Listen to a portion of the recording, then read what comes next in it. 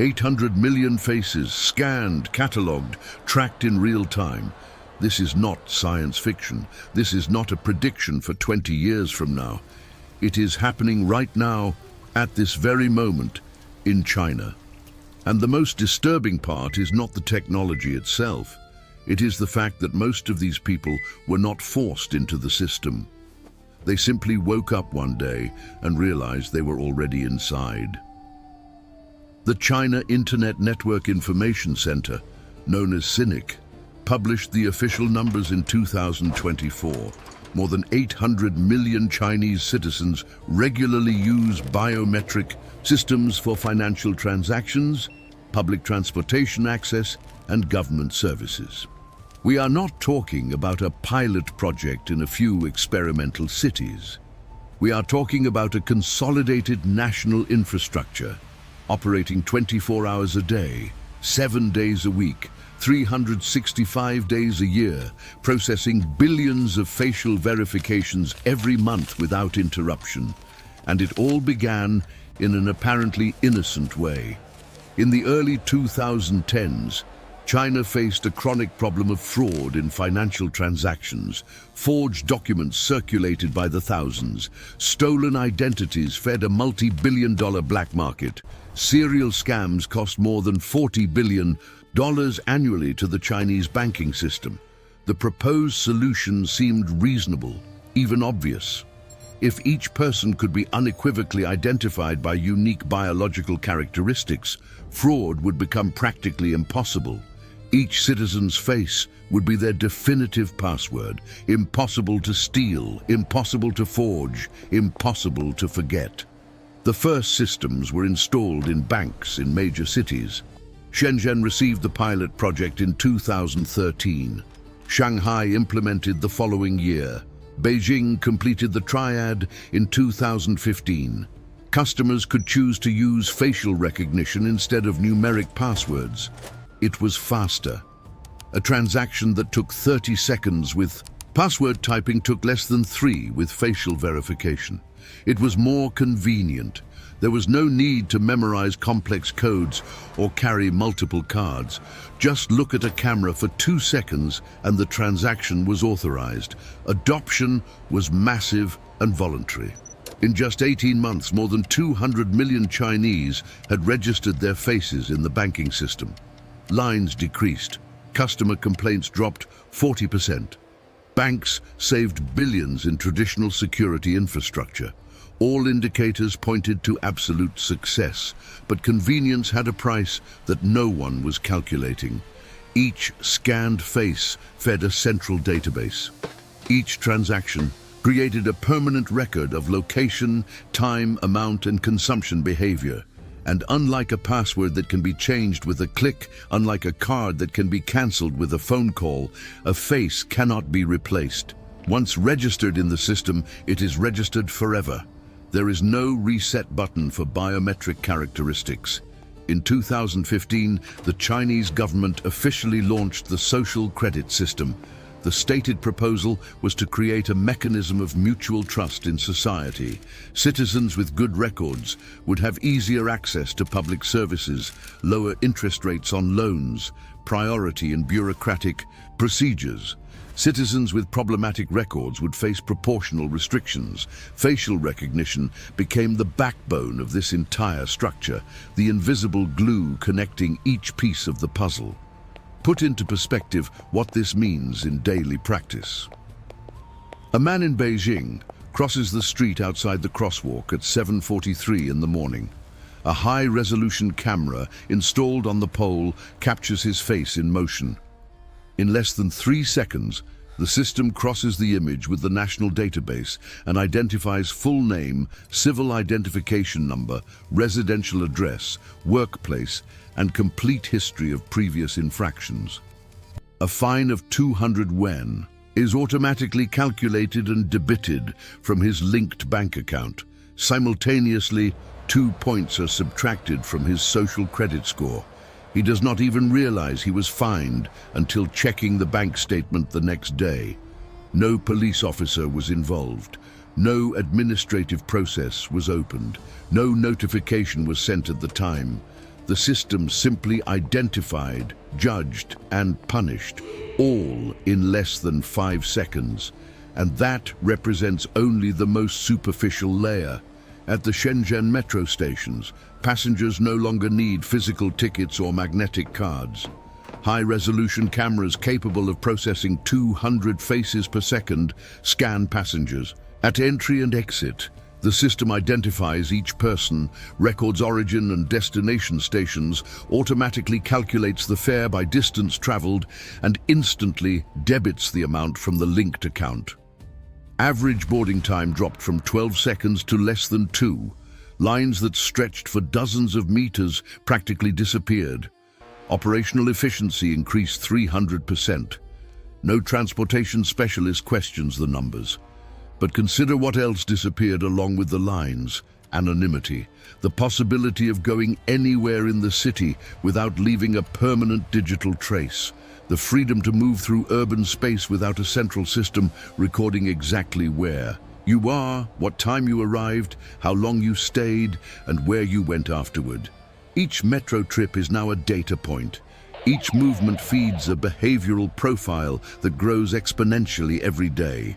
Movement patterns, routines, deviations from routine, all catalogued, all analyzed, all stored indefinitely. In 2018, the city of Zhengzhou implemented portable facial recognition in special glasses worn by police during patrol. Officers could walk through a crowd of thousands and instantly identify any individual on wanted lists. The system compared faces captured in real time with a database of more than 100,000 suspects. The reported accuracy rate was 99.7%. In less than 1 month of operation, more than 33 people were arrested this way. Criminals who had been hiding for years, some for more than a decade, were located in a matter of seconds while walking calmly through the streets. The technology works. That is the part that absolutely no one can dispute. What is disputed is what else it can do, and what it is already doing. Reports from international organizations such as Human Rights Watch, Amnesty International, and independent researchers documented the massive use of facial recognition in the autonomous region of Xinjiang in northwestern China, where the Uyghur ethnic minority lives. Cameras were installed in mosques, schools, markets, street crossings, bus stops, and according to some reports, even inside private residences. The system was programmed to specifically identify facial characteristics associated with the Uyghur ethnicity and track movements of this specific population with millimetric precision. Documents leaked in 2019, known as the China Cables, revealed the existence of more than 380 detention camps in the region. Researcher estimates suggest that between 1 and 2 million people may have been detained in these re-education camps, many initially identified and located through biometric surveillance systems. The algorithm identified, the police collected, the camps received. The Chinese government categorically denies the accusations. It calls the camps voluntary vocational training centers. It claims the surveillance system is necessary to combat terrorism, religious extremism, and separatism that threaten the country's territorial integrity. But leaked documents, detailed testimonies from survivors who managed to leave the country, satellite images showing continuous expansion of facilities, and award-winning journalistic investigations tell a completely different story. A story where technology developed for banking convenience transformed into a tool of ethnic control operating at industrial scale. And here is the detail that transforms this story from regional to urgently global. The technology did not stay contained in China. In November 2024, the European Union officially implemented the EES system, acronym for Entry-Exit System, at all its external borders. All travelers from countries not belonging to the European bloc now have fingerprints from all 4 fingers of each hand and high-resolution facial images collected mandatorily upon entry. The stated objective by European legislators is to better control borders, identify people who stay beyond the permitted period on their visas, and create an additional layer of security against international terrorism. But the system also creates, simultaneously and inevitably, one of the largest biometric databases in the Western world. Every American tourist who visits Paris to see the Eiffel Tower now has their face stored on European servers for a minimum period of 3 years. Every American executive who lands in Frankfurt for business meetings goes through the same process. Every African student who arrives in Lisbon with dreams of academic training. Every Asian family on school vacation, millions of faces catalogued annually, automatically crossed with passport data, complete history of previous trips, and length of stay on each visit. The official justification is security. The practical result is biometric surveillance on a continental scale. In the United States, the path was different but arrived at the same destination through parallel routes. The British company iProve developed a system called EPP, Enrolled Presence Program, which allows biometric verification at American airports without the need to present physical documents. The traveler registers in advance voluntarily, providing a high-resolution photo following precise technical specifications, complete personal data, and linkage with passport number. At the airport, just walk to a terminal and look at a camera. The system confirms identity by comparing the live face with the prior registration in less than 2 seconds. No lines, no manual passport presentation, no interaction with human immigration agents. More than 50 American airports already operate with some form of facial recognition integrated into boarding and immigration processes. Delta Airlines, JetBlue, American Airlines, and United offer biometric boarding as a premium option for frequent passengers. The marketing promise is speed and superior travel experience. The technical reality is that each face scanned at the boarding gate feeds databases that can be legally accessed by multiple government agencies through formal request or, in cases of national security, without any notification to the individual. And Brazil definitely did not stay out of this global biometric revolution. 100 million Brazilian voters are already registered by biometrics in the electoral justice system. The Superior Electoral Court built one of the largest fingerprint databases on the planet, surpassed only by systems in India and China. Collection began in 2008 with the mandatory biometric re-registration process. Initially, the stated objective was to eliminate historical electoral fraud, such as ghost votes from deceased people or duplicate voter registrations that allowed the same person to vote multiple times in different zones. Biometrics solved these problems unquestionably efficiently. In the 2022 elections, the rate of detected fraud attempts fell to statistically insignificant levels. The system works exactly as promised, but the database did not remain restricted to the electoral process. In 2020, the Brazilian federal government launched the GovBR platform, which centralizes digital access to more than 4,000 federal public services.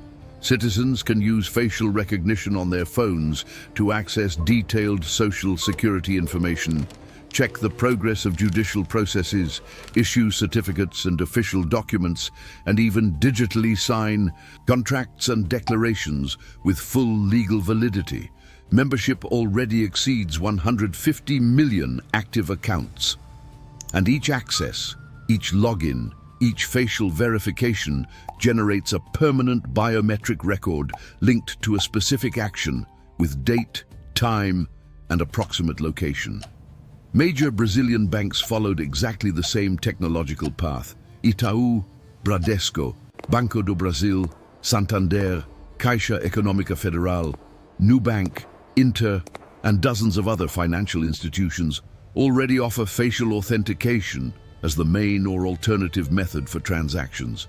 Opening a checking account, making significant value transfers, applying for loans, renegotiating debts, authorizing automatic debits. Everything can be done with a simple selfie captured by the app.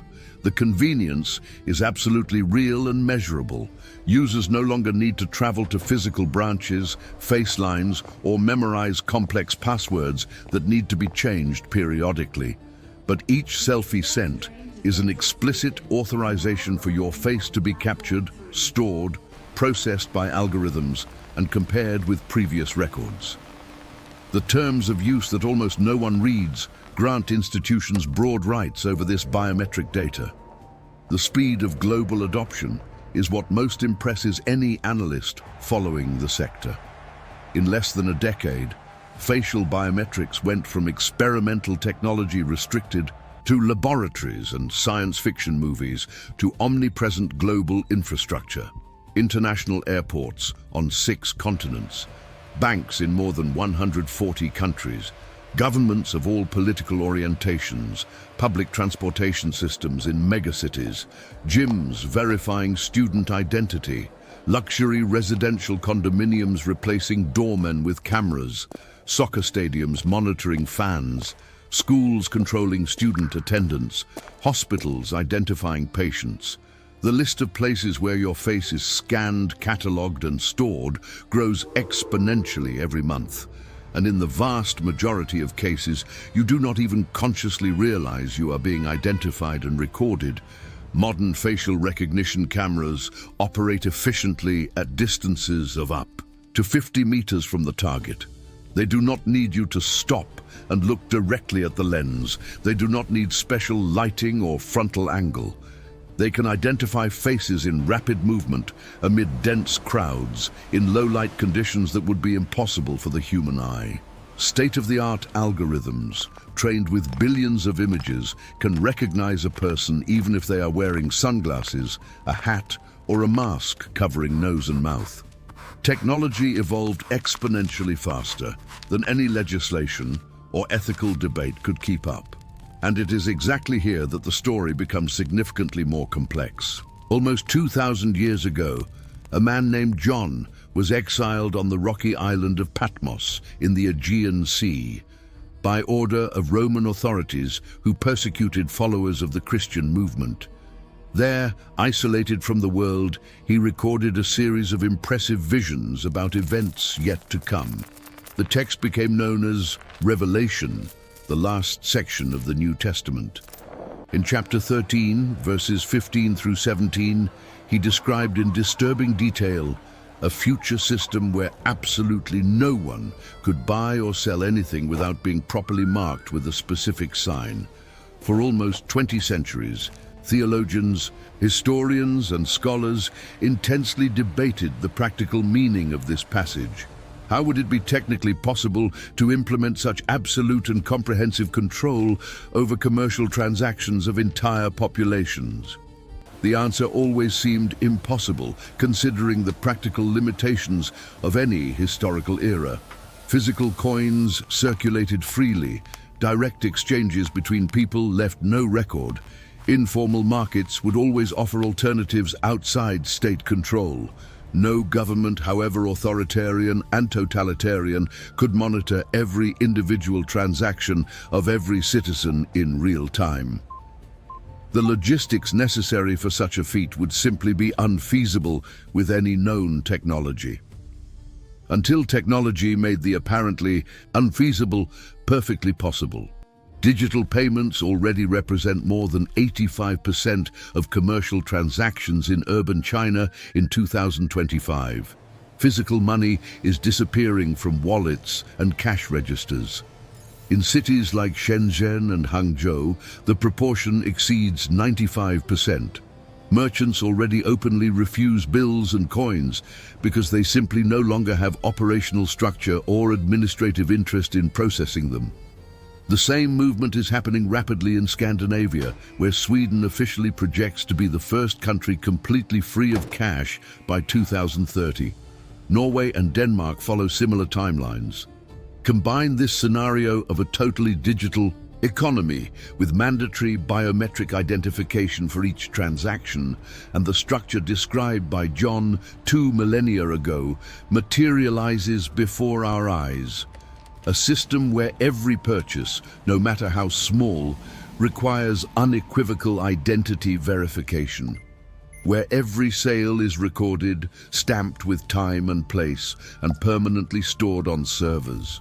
Where there is no longer any technical possibility of anonymous transaction between two people. Where being outside the identification system automatically means being outside the formal economy.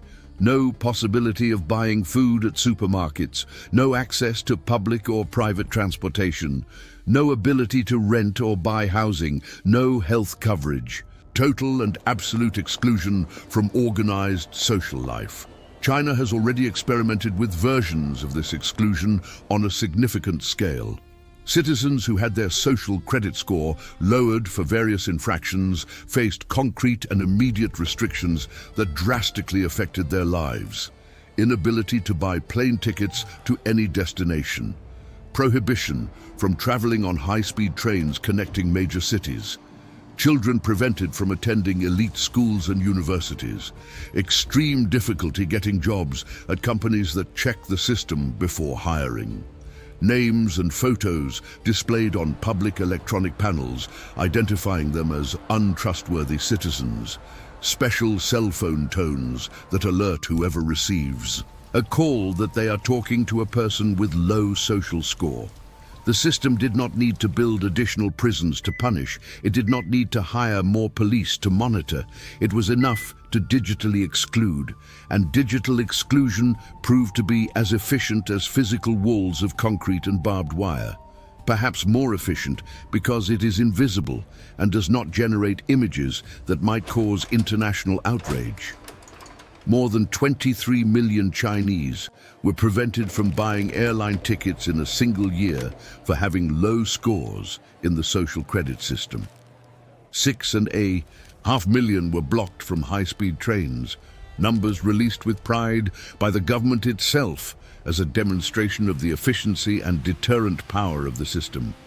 What for authorities was unequivocal proof of administrative success, for international critics was a terrifying demonstration of a dystopian future already fully operational in the present.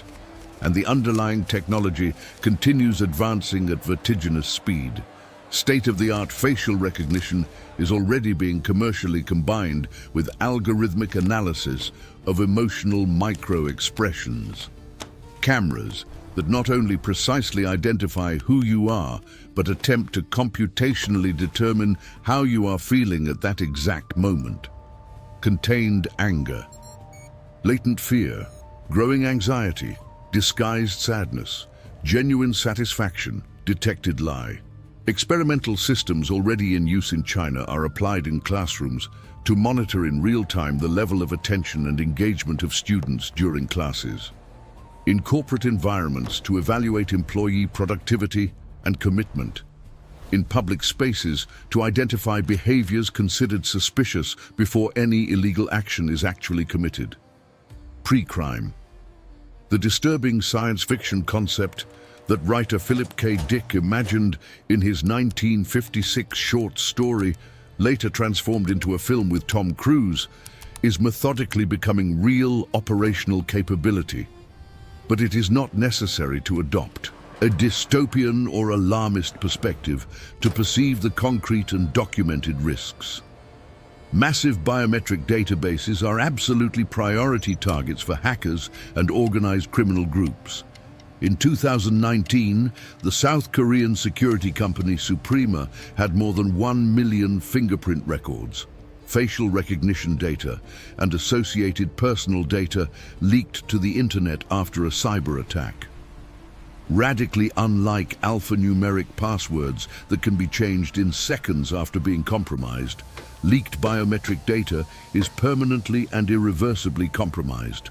If someone gains illegal access to your digital face, you simply cannot generate a new face.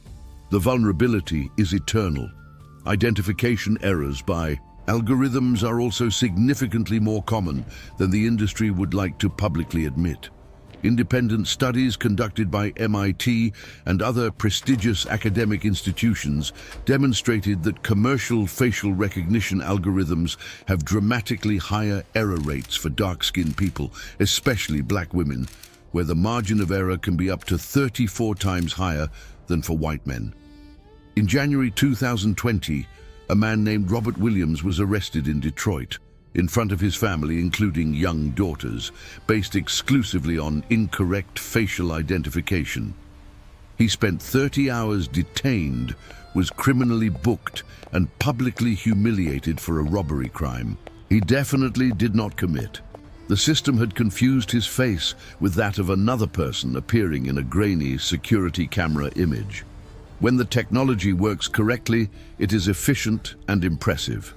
When it fails, it destroys lives, reputations, and families. And global legislation desperately chases after accomplished facts. The European Union approved in March 2024 the AI Act, the first major comprehensive artificial intelligence regulation in the developed world. The legal text formally restricts the use of real-time facial recognition in public spaces, classifying it as a high-risk application requiring special safeguards. However, the exceptions provided in the law itself are so numerous and broad that critics and digital rights specialists seriously question whether the regulation will have any significant practical effect. Governments can always invoke terrorist threats, search for dangerous criminals, or national security emergencies to justify expanded biometric surveillance that would be prohibited under normal circumstances. In Brazil, the legal framework for artificial intelligence continues slowly working its way through the National Congress, subject to intense lobbying from multiple sectors with conflicting interests. While parliamentarians debate endlessly, commercial facial recognition systems already operate freely in soccer stadiums, identifying fans, in shopping centers tracking consumption, patterns in residential condominiums replacing human doormen, in public transportation systems in dozens of cities. Each company defines its own internal rules of use. Each municipal government implements projects according to local political convenience. It is effectively a biometric Wild West where the average citizen does not know for certain who is collecting their facial data, how long it will be stored, with which commercial or governmental partners it will be shared, or what legal resources are available should they wish to contest. The exponential speed of technological innovation completely surpassed the capacity of traditional democratic institutions to adequately process, debate, and regulate. And here is the central point that few people want to directly confront with all its implications. The technical infrastructure necessary for total control of entire populations already fully exists. It is not a future project awaiting budget approval. It is not an internet conspiracy theory. It is not apocalyptic exaggeration from sensationalist preachers. It is reality documented by serious researchers, operational in multiple countries, in accelerated and continuous expansion to new territories and applications. 800 million people in China, hundreds of millions in the European Union, hundreds of millions more in the Americas, tens of millions on each continent. The global network expands every passing day, with each new system implemented by governments and companies, with each small individual convenience accepted without question by users. No one woke up on a specific day and consciously decided to create a global population control tool. There was no secret meeting of conspirators. Each individual piece of the puzzle was developed by well-intentioned teams to solve a legitimate and specific problem. Banking fraud that harmed millions of people, endless lines at airports that wasted precious time, security concerns at packed stadiums after tragedies, chronic inefficiency in public transportation systems. Each individual technological solution, analyzed in isolation, seemed reasonable, proportional, and beneficial. The problem emerges when all the separate pieces begin to connect into a network. A fragmented system of innocuous individual conveniences silently transforms into an integrated surveillance architecture with capabilities that no dictator of the past could even imagine. The fundamental question is not whether facial recognition technology is inherently good or bad. That is a poorly formulated question that leads to simplistic answers. Facial recognition has already found thousands of missing children around the world. It has already reunited families separated by decades of conflicts, disasters, or human trafficking. Financial biometrics prevented fraud that cost tens of billions annually and primarily harmed vulnerable people. Integrated identification systems save lives daily in medical emergencies, allowing teams to identify unconscious patients in seconds and access critical medical histories. The concrete benefits are real, measurable, documented, and significant for millions of people. The truly important question is, who controls these systems, and for what ultimate purpose? A surgical scalpel in the trained hand of a competent doctor saves lives every day. The same identical scalpel in the hand of a criminal takes lives. The physical tool is absolutely identical. In both cases, intent and institutional context completely determine the outcome. And when the tool in question is not a small cutting instrument, but rather a computational system capable of identifying, tracking, and cataloging billions of human beings simultaneously in real time, the question of who controls and with what safeguards ceases to be abstract philosophical exercise and becomes an urgent existential question for entire societies. 800 million people have already voluntarily surrendered their faces to a centralized system. Billions of additional people in dozens of other countries are at various stages of the same process. Each digital convenience accepted is an additional step into a network that grows exponentially faster than any capacity for reversal. And when the global infrastructure is completely integrated, when every commercial transaction, no matter how small, requires unequivocal biometric verification, when there is simply no longer any way to participate in the modern formal economy outside the identification system, the relevant question will not be whether you personally wish to participate or not. It will be whether a real alternative still exists. Technology itself is neutral, a tool awaiting direction. The power that decides how to use it never is.